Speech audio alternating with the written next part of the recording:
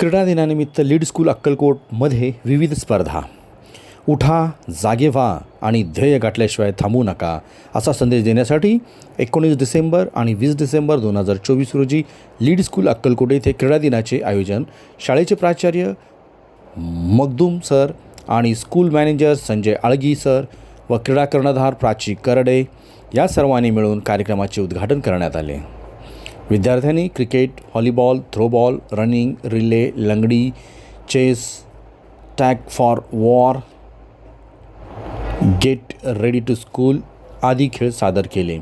वरील सर्व सामन्यामध्ये अनेक संघ अंतिम फेरीमध्ये विजेतेपदाचे दावेदार ठरले.